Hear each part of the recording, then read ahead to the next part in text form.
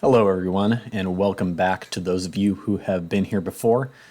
Today, I'm going to talk about a book that I finished towards the end of last year, 2022, and that made it onto my top books of the year list, but that I haven't gotten the chance to talk about yet more in depth.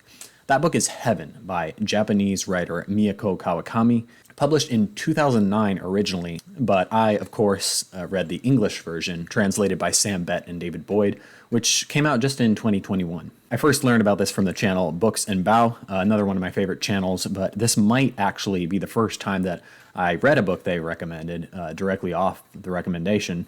But they have a lot of unique books, many in translation, that seem really interesting, so I'll have to actually try out some of the other ones.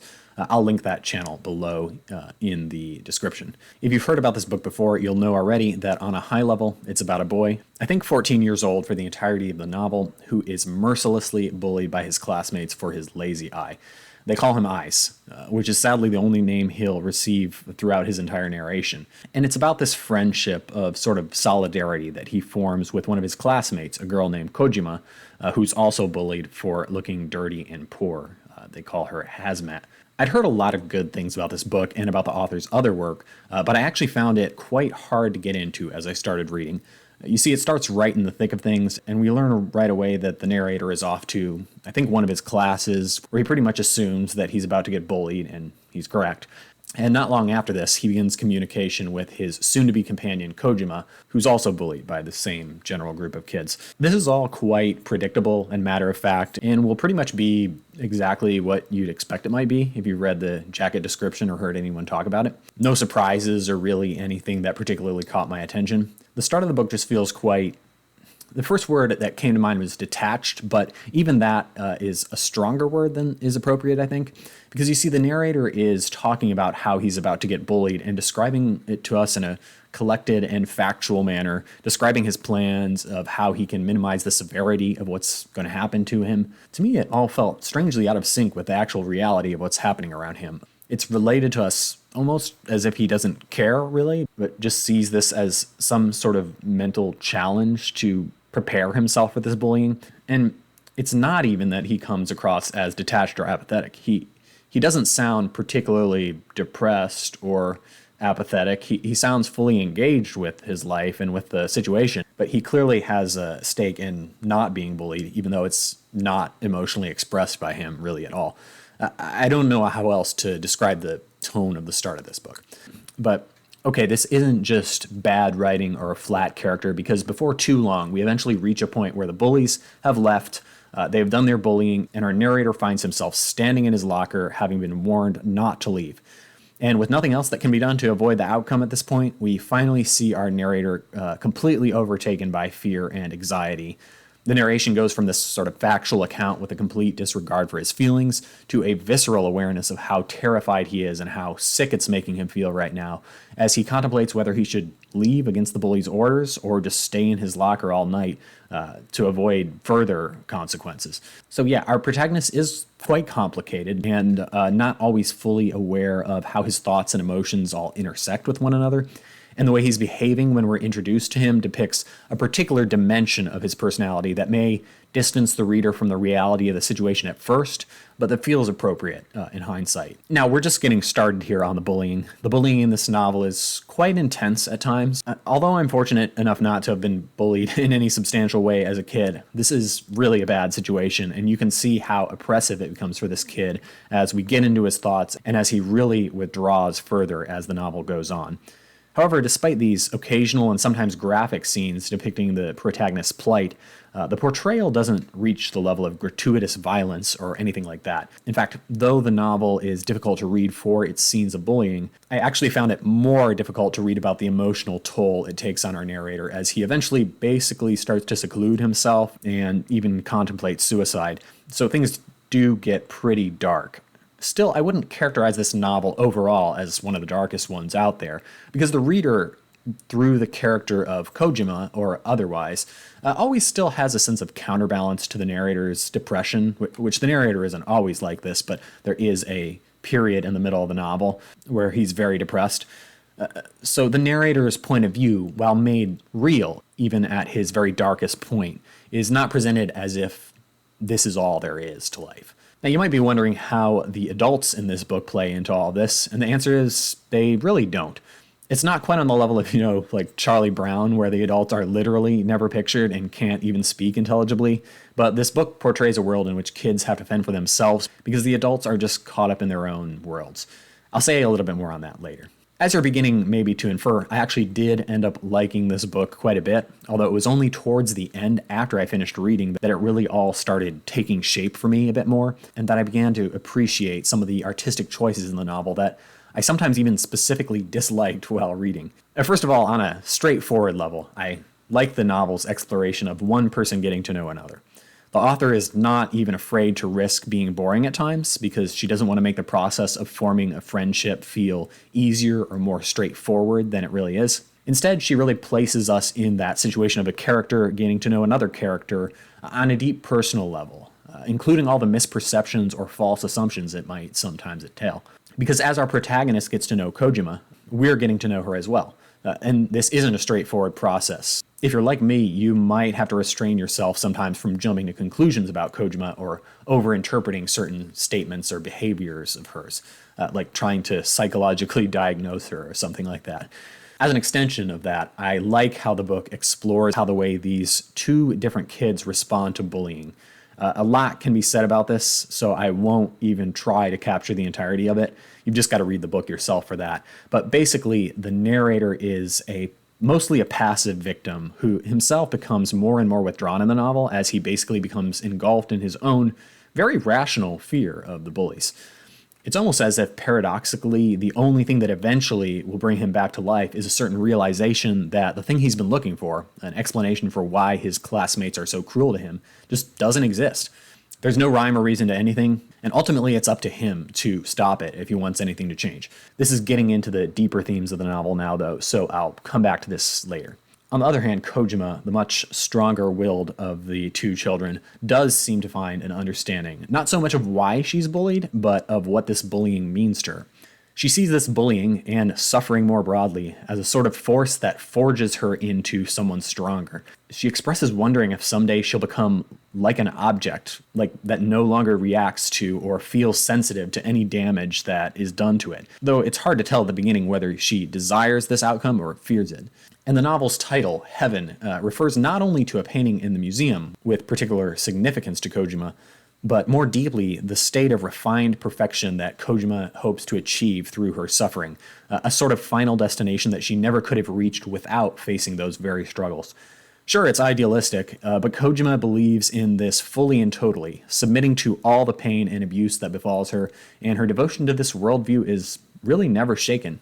Now, I think getting to the more challenging parts, I think sometimes you have to suspend your disbelief a little bit that these are 14-year-old kids. I mean, in many scenes, I could buy it and take it at face value. Kojima in particular often felt more like a young girl to me, and the narrator's emotional reactions to being bullied along with much of his sort of teenage angst also felt very convincing. But in others, it was a little bit harder to buy. In particular, often the expressiveness of the language in which the narrator reflects on the world around him or his predicament or things like that just didn't add up in my mind with how I would expect a boy his age to actually perceive the world, nor did it jibe with those portrayals of his experience that I found more realistic.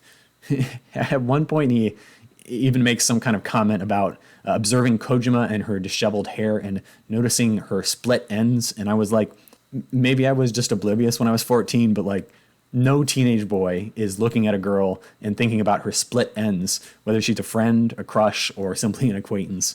I mean, he is an avid reader, so maybe he gets some of it from there, but it just didn't always fully work out for me. But the more that I thought about it as the book finished, the more I doubted in some cases whether the author was even trying to be completely realistic all the time with these characters. I saw a similar sentiment expressed really well in a review I saw on Goodreads, actually in many reviews, but especially in one which I'm going to quote and link below. This is by Lark Benobi. Quote, "At times these children speak like they're in the middle of a platonic dialogue rather than coming across as two children having a childlike conversation. As a storytelling device, it's a brave choice. It works brilliantly," end quote. Because frankly, these characters seem to have minds that are some blend of a real teenager's mind, along with the mind of someone else who has a much broader life experience and has had much time to reflect on these experiences. As an example, one scene that really frustrated me while it was happening, and not just for the reasons that it will frustrate everyone right on the surface, was the scene where the narrator speaks directly with one of the main bully's accomplices named Momose. They basically have this extended philosophical exchange in which the narrator asks Momose why he does what he does. And Momose has really unbelievably sound answers for this, but answers that are hugely opposed to the narrator's understanding to this point. Like, the narrator is more believable here, even though it's a weird interaction regardless. The narrator asks questions that seem typical of a teenager or a preteen trying to make sense of the world. Like, why do you treat people this way? Or why do you do bad things? Don't you think this is bad to be bullying other people?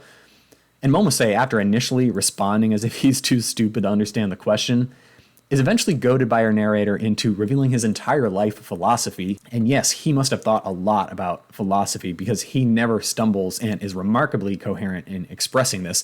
He's so coherent that our narrator even begins to doubt himself a bit after the conversation.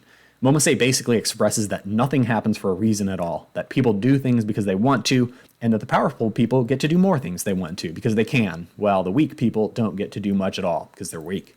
And as for the question of why the narrator is bullied, Momose says it's for no reason other than that people have urges to hit someone, and our narrator just happened to be the person around when the bullies felt like hitting someone. You have to wonder what this Momose's family life is like. Adults aren't very present in this book, and even when they are present, they're rarely present, if you know what I mean. Like, even the parents of our two main characters seem to make the minimum acceptable effort to be involved in the kids' lives. And I think maybe here Kawakami is not entirely trying to criticize adults in general or criticize divorced parents or any of that, but I think she's trying to critique a culture in which everyone is so absorbed in themselves that they effectively regard everyone around them as an afterthought, even when this might be causing real harm or suffering to others. I learned recently, by the way, that this attitude, when taken to an extreme, is what you'd call a solipsistic worldview. Thanks, David, for spurring me to look that one up. In this way, although the debate scene with Momose doesn't really work for me as a realistic interchange between two teenagers, I can maybe let it slide, because it feels like this sort of larger-than-life devil's advocate scene in which we really see what the narrator is up against here, and we maybe even start to make this further connection as to how the indifferent attitudes of the adults and would-be role models in these kids' lives basically leave the kids to just fend for themselves and follow their impulses instead of considering those around them or developing a sort of moral maturity.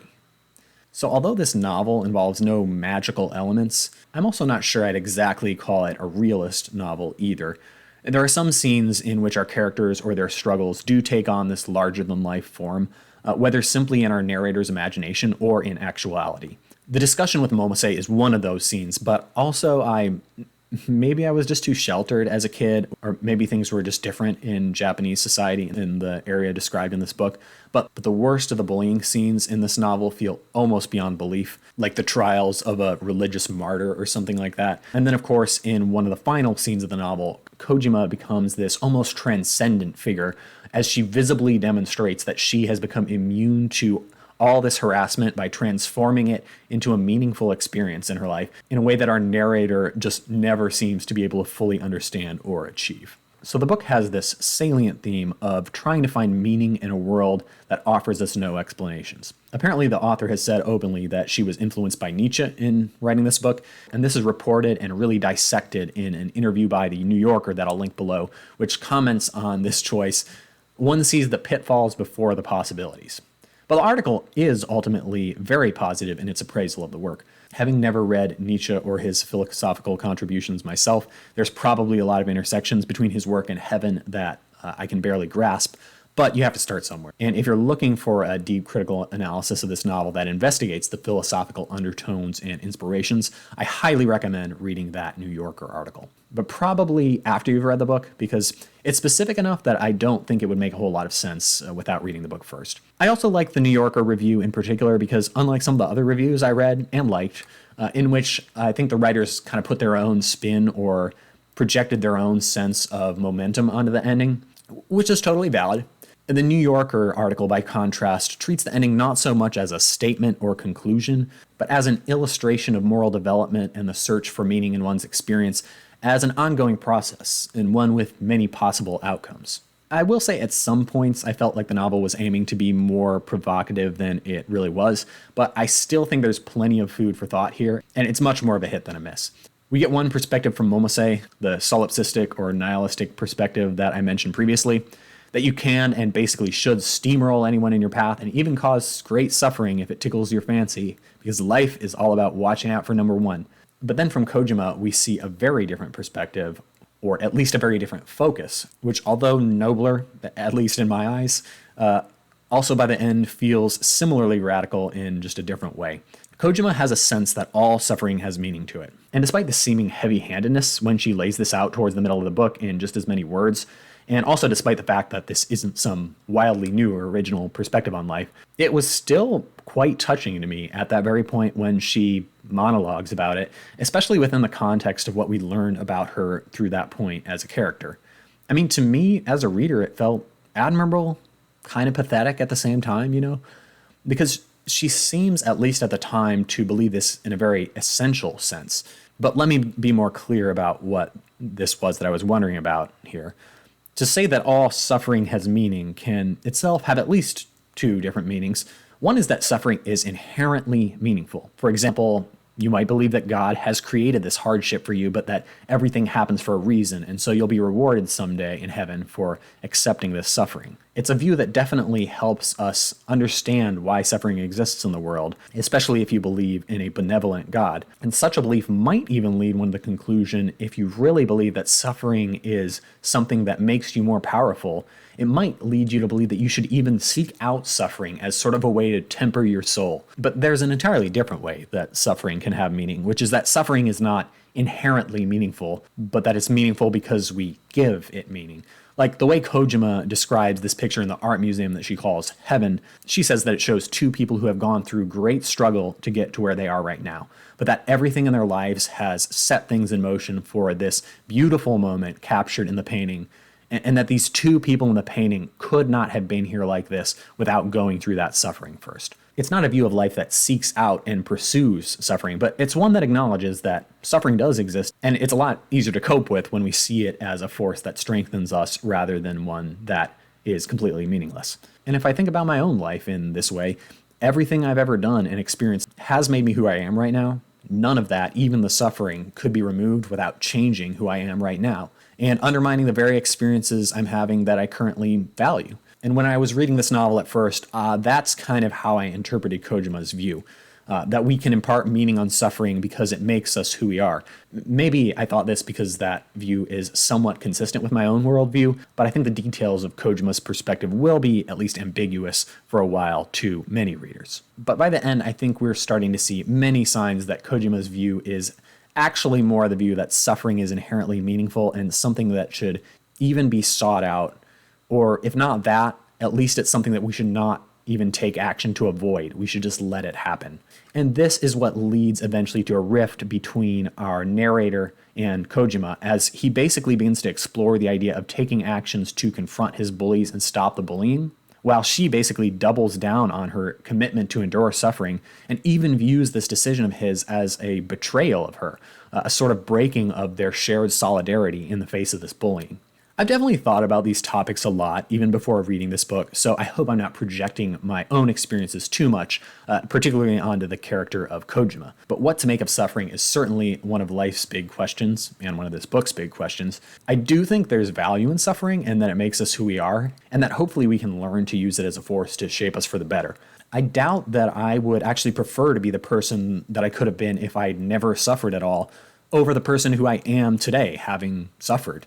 But there's also certainly a tension between accepting and growing from the suffering that is present and unavoidable in our lives versus taking action to create positive change and reduce the suffering that we actually can. So can you do both of these things, accept suffering and try to control it? Or does each goal necessarily involve some compromise of the other? Of course, there's also a difference between accepting the suffering that we cannot even change, in which case it creates only more suffering to try to resist it, or accepting suffering that we could actually do something to change. And our view of what type of suffering this is that our two main characters in this book are facing, that view may sort of change during the book, since towards the beginning it to me feels mostly unchangeable. So we might be more sympathetic to Kojima's attitude towards it. But as the book goes on, our narrator begins to think that he might be able to do something about it, like confronting the bullies or even getting surgery to fix his lazy eye, which becomes a real point of tension between him and Kojima. And at this point, Kojima's persistent commitment to enduring the suffering as it is begins to appear a bit more misguided. So I think a major turning point in this novel is when the narrator realizes after talking with Momose that Kojima's path of martyrdom has the downside in some cases of creating her own suffering that never seemed destined to happen at all. Like by doing things such as going to school filthy that directly invite bullying. I think maybe at this point the narrator is beginning to become sexually attracted to Kojima instead of seeing her simply as a friend with this sort of virginal purity. Symbolizes that he no longer places her values and life views on this pedestal anymore. Not that he ever did entirely, but whereas before this point he sort of wished he could have an attitude like Kojima, by the end he is more confident that this just isn't going to work for him. And yet Kojima, much more than the narrator, seems to have reached heaven by the end of the book, though we might also question at this point whether her heaven is even one worth achieving. So although I found this novel somewhat of a struggle as I was reading it, the more I thought about it afterwards, the more it kind of ripened in my mind, and I felt like I quite liked it. This was kind of one of those books where I appreciate it now even more because I didn't see how much I appreciated it until it really sank in and came together in my mind. The last time this happened to me so strikingly for a novel was in mid-2021 with Fernanda Melchor's Hurricane Season, a novel in which my thoughts evolved from a shocked, what on earth am I reading, to, well, this actually is really a masterpiece in its own way. And it's the first time since Hurricane Season that I finished the novel only to think a few hours later, I might actually want to read this again sometime to see what I missed. So in a way, it was one of the most refreshing and nourishing things I read this year that hit hard in a time towards the end of the year when I was frankly feeling a little bit less receptive at first to this more subtle kind of literature. Heaven has a distinct tone to it, one that definitely intersected with my experience at the time to make a really colorful, emotional picture. The ending is hopeful, but not really happy, I'd say. No answers are really found, but our narrator has clearly changed as a person, and Kojima vanishes from the narrator's world as if she's just transcended this world. One other criticism people might have of this novel, which is alluded to in the New Yorker article as a possibility, is that it has sometimes very clear intentions. This could accurately be called a novel of ideas, in which ideas are presented to us, rather than a novel in which the ideas emerge naturally to each reader through realistic characters and interactions, as in, say, Anne Patchett's The Dutch House or Zadie Smith's Swing Time. In those novels, you can get some sense of what the author was thinking about, so it's not right to say that there are no themes per se, but the chances that individual readers will draw the same takeaways from those novels are pretty slim. The ideas in Heaven, by contrast, are not organic, but intentional. So while there is plenty of rich ground for further reflection, many readers will perceive the same themes in a similar way. No one can really dispute, for example, that the bully Momose is sort of a personified mouthpiece for certain nihilistic philosophical views. So who would I recommend this book to? Well, not everyone, for sure. I know a lot of people who just wouldn't like it because there's not a strong driving plot or conclusive finale. There is a finale, but it won't have all the answers for you. I also think that if you're sensitive to the topic of bullying, you should just know what you're getting into, because it does at times get pretty intense, and you'll probably be vicariously experiencing the main character's terror, at least during a few points. That said, though, also don't read this novel if you're just interested in the bullying plot itself. I just don't think that's what forms the heart and soul of this novel, and I suspect there are plenty of more compelling plots for you about bullying if that's what you're really looking to read about. Instead, it's those deeper questions posed by Heaven that should be your motivation for reading and reflecting on it. As for myself, I will very likely read Mieko Kawakami again at some point. I'm curious to see what else she has out there because I know her other work is very different, at least in terms of the surface level subject matter. Thanks for sticking around if you've made it this far, and you can look forward to a whole bunch of reviews this year in various genres. Until next time, though, happy reading.